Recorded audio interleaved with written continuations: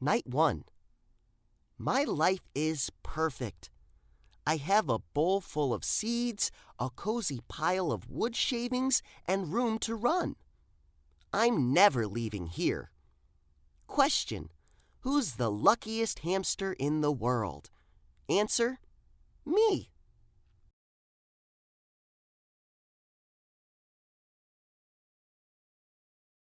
Night 2. I was just telling myself, Seymour, you've got it made, when my exercise wheel was delivered. I like to work out. It's the best model around, the Fuzzy Boy 360, shiny as a new dime and fast as lightning. I don't know how many miles I put in, but I was on that wheel all night.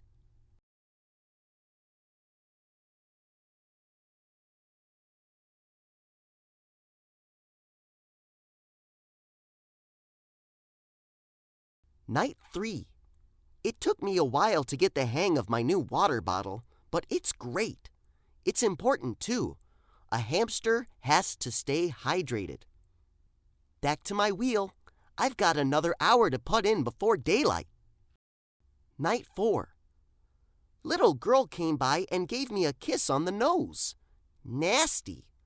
Hello, ever hear of germs? But she also gave me 2 yogurt drops.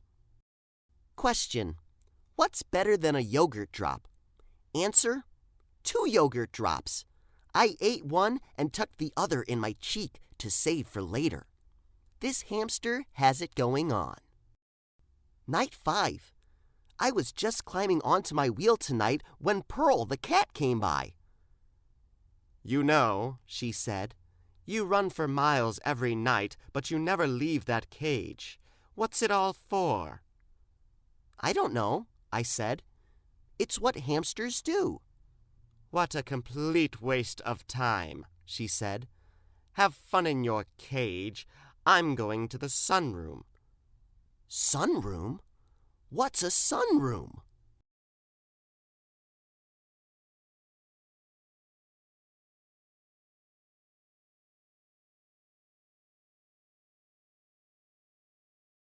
Night 6. Little girl woke me up to clean my cage today. She kissed me on the nose again. Barf! She needs to knock that off. But while she was carrying me around, I realized there's a lot of house around me that I haven't seen. It seems to go on forever. I tried as hard as I could, but I couldn't see a sunroom. Little girl gave me a yogurt drop, and I completely forgot about the sunroom. Whatever a sunroom is it better than a yogurt drop? Answer: no. Night 7. I planned on running a marathon tonight, but my Fuzzy Boy 360 is a little squeaky. Pearl came over to the cage looking a little annoyed. "You really need to get yourself out of there," she said. "But why?" I asked. "I've got my wheel, I've got my seats, I've got yogurt drops." "You wouldn't need a wheel out here," she said. "There's plenty of room to run. The staircase is made of sunflower seeds, and the sunroom is filled with yogurt drops." As she was walking away, she turned around and said, "Watch out for Hoover." Hoover? Who's Hoover?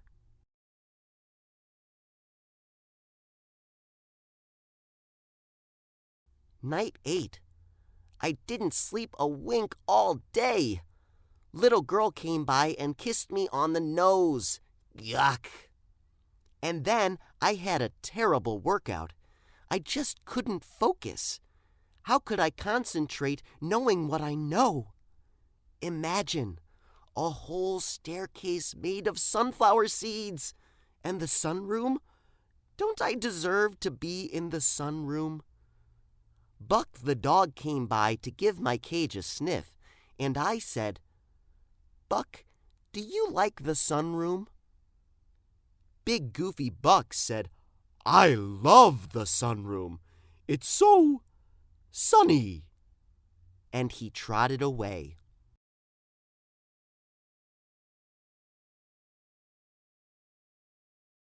Night 9. No workout tonight. I spent the whole evening putting together a plan.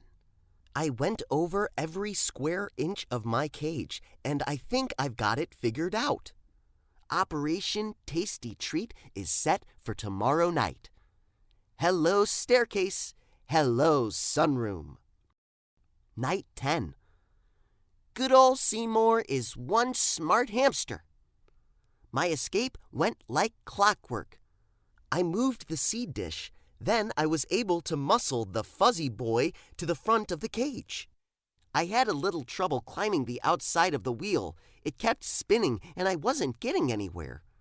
But Sweet Pearl suggested I jam a sunflower seed at the side of the wheel, and it worked. After that, it was easy. I shimmied up the wheel and popped the lid right off.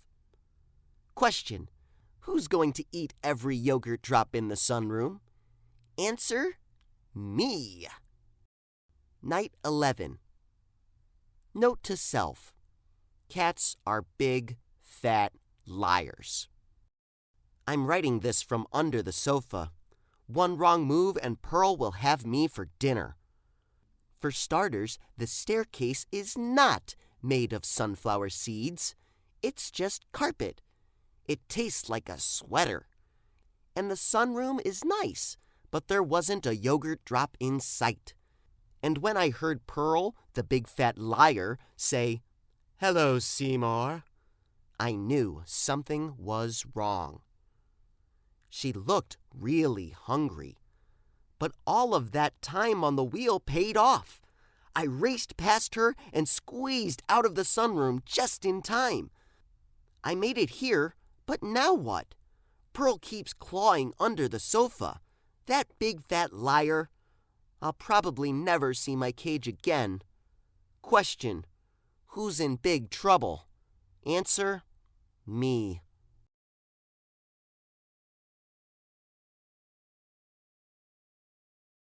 Night 12. I'm doomed. I'll never make it out of here alive. I can see Pearl pacing back and forth. She says she's looking up recipes.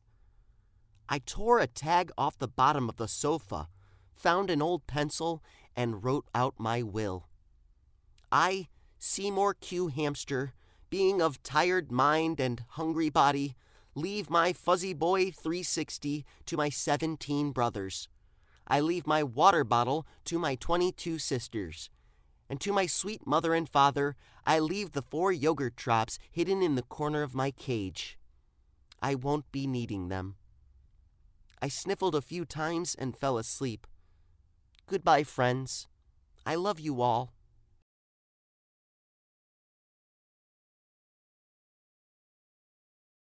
Night 13. So hungry and tired I could barely move.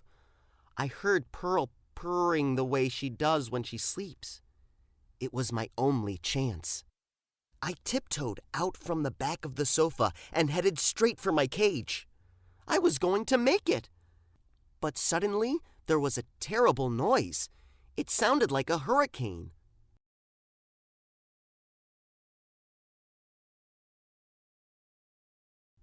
An enormous monster was coming right at me.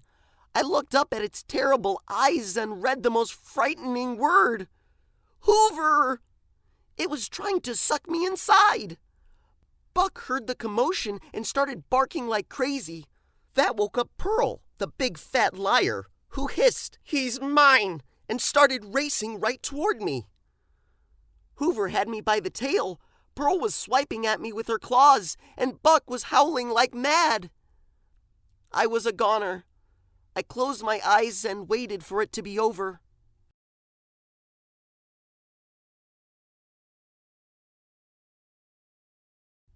And then came the sweetest thing I've ever heard. "Seymour!" It was suddenly very quiet. Hoover, Pearl, and Buck stopped in their tracks. And one surprised but happy little girl got to me first. She kissed me on the nose, a lovely, beautiful, sweet kiss. And I kissed her right back, twice.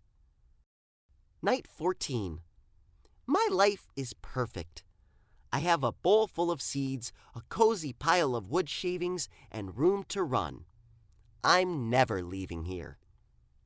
Question: who's the luckiest hamster in the world?